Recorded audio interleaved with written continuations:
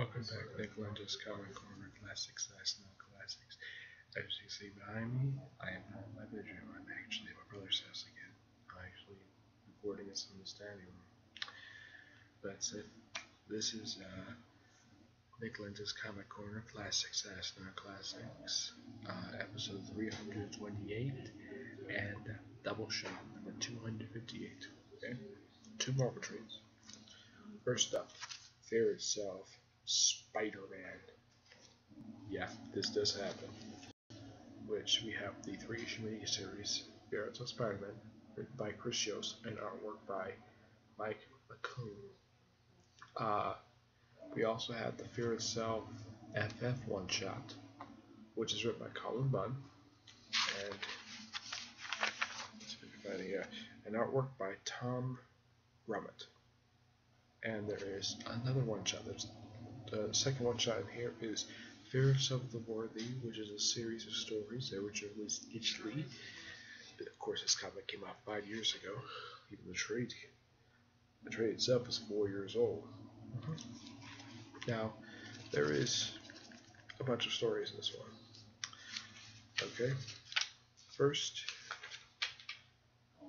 this is basically the backstories of all of your members, the worthy members. You have the female Red Skull, Sin, who's a daughter of the original Red Skull. Her book, her short story, which is revealed at the very end. Hers is written by, if I can find it here.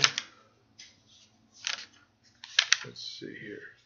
Hers is written by Crystal Gage, and artwork by Elena Bunn.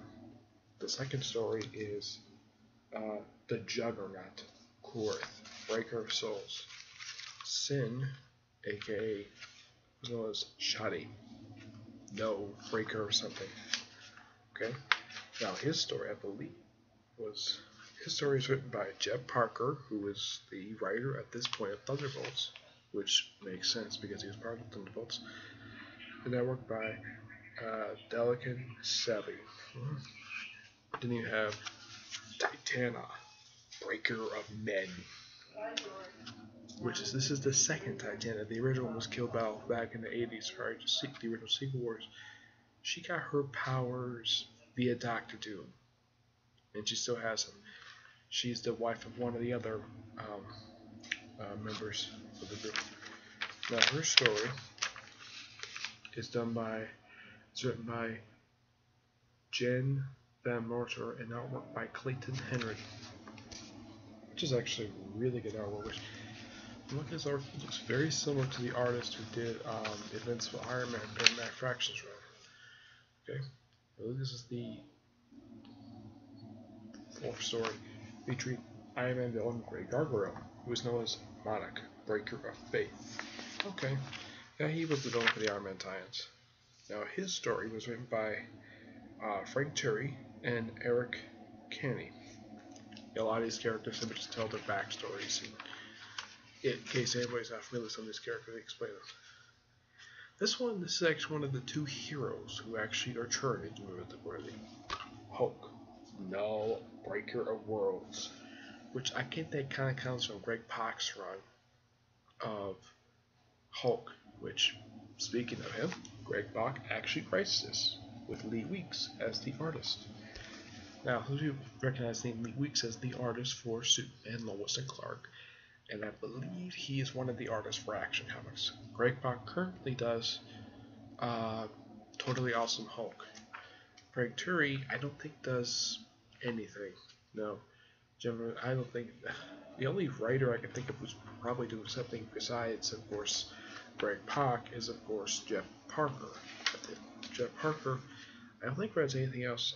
Gage does ROM, and he's the co-writer of Amazing Spider-Man. Gotta love this art by Lee Weeks. Yep. Artwork is freaking gorgeous that he does.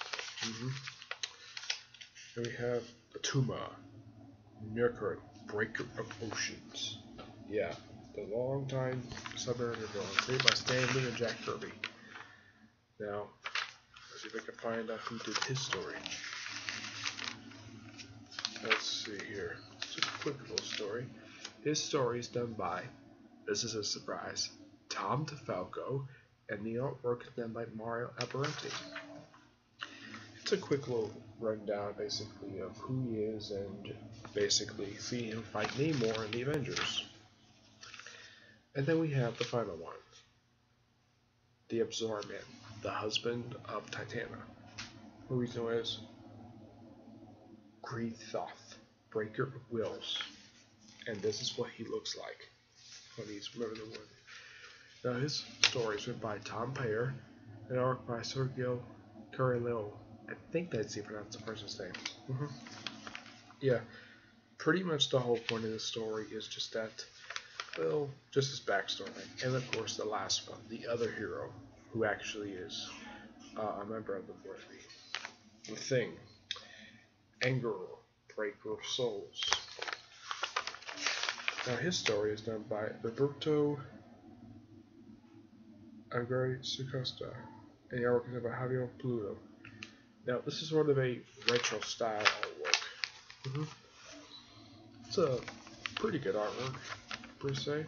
Yeah, just basically telling his backstory. That's really the whole point of it. Well, actually, it's just a story of the present day. The Fear Itself Spider-Man series. Well, the first issue, he just simply just deals with the whole thing with Fear itself. Basically, the first issue takes place after issue 1. I think 2. Yes, I think 1 and 2. He just wandered around, stopping people, running to J. Jonah Jameson, and then the issue ends. Basically, he runs into his old enemy, Berman, and he spends the next issue fighting Berman. In the last issue, he fights the Thing at a hospital. But prior to fighting him, he basically took a pregnant woman to the hospital. And of course, the end of the story kind of ends with basically, miniseries kind of ends with basically that the father of the child is the guy who he saved in the first issue. Which, okay, that's actually quite nice. Crystal Games did that.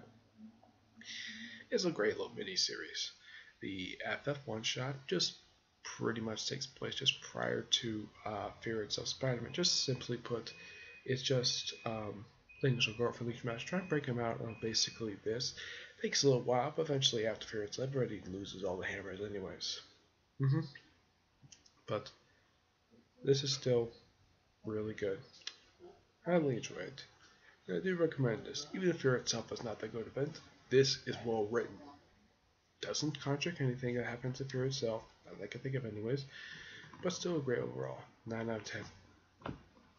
Next up is Captain Marvel Volume 3, Alice Volat Propriis, written by Kelly Suonic and Warren Ellis, which I'm like, why the heck would Warren Ellis co-write this, even though he also co-wrote Avengers Assemble's final issues? I don't know. But artwork by David Lopez. Simply put, these are the last issues of Captain Marvel Volume 8, this is also the second volume to feature Carol Danvers. The most recent one just wrapped up was her third volume. The series is going to be launched again. Yes, the series started back in 2012, and in 2013, relaunched the following year. This particular volume ended last year and relaunched last year, and once again, the series will be launched again, and the first issues come out next month. But they changed the name to Mighty Captain Marvel for some reason. I don't know why, just they are. Simply put, you can see these issues just wrapping up this story, this pretty much just run. Like, well, this volume anyways. Well, the character Talk goes off on her own, gets her own spaceship, goes out whatever she wants. Basically, Kelly Sloan kind of writes around the book prior to the Black Vortex time, which actually is pretty good. And then pretty much like the last issue, simply put, she returns to Earth, and a character from the previous volume of Captain Marvel dies off panel of natural causes, and apparently it's revealed that she was a lesbian. She had a domestic part. Okay, don't have a problem with that. Let me show up some artwork. Artwork in here is really good. David Lopez does a fantastic job with this very artwork. Now, it does answer the question up at the talk. That's a spaceship? Answer? Nothing. Just lands, and then pretty much I think the writer just kind of forget the fact she had a spaceship. Kind of anyways. I don't really know. but this is still good nonetheless. I do recommend getting this for people who are fans of Captain Marvel prior to how she was written in Civil War II, which was revealed. And here's something weird though. Apparently, the guy who had been representing Canada in the next line is an old Alpha Flight villain. I won't spoil who it is, but I'm like, really? Him? I thought he died in the last line of Alpha Flight that came out 5 years ago, but okay. There's no overall main villain of these issues. Just simply put, it just comes to how wrap up all loose ends, because I think the reason why she left the book, the reason why she ended her run when she did, I mean overall she wrote I think it was 30, let's see, 10, 27. She wrote 32 issues for this whole series. 32. Which is something, because I don't think anybody's written that much since probably Peter David. And he wrote a bunch of issues. He wrote 60 issues. Kelsey Hornick was on off this book for pretty much 3 years. She did a good chunk of work, though she kind of basically ended her run with the Carol Danvers and the Carol Corps miniseries, which came right after this and before the start of the current line, which just wrapped up. Yeah, this is still good, but if you want to get pretty much the entire Kelsey Hornick run, get the Captain Marvel Earth's Mightiest Heroes 2 volumes, and all 3 volumes of this space pretty much has 5 trades. Excuse me, and then you got pretty much the entire Kelsey Hornick before you start the current volume, which just wrapped up, which I'm sure that the second trade would have issues 5 through 10, and that's simply it when it comes to that particular volume. But yeah, 9.5 out of 10, really good. Alright, that's it for this episode. Stay tuned for the next episode, the episode 329 and Doubleshot number 259. Okay, but until then, we'll see you there. Bye.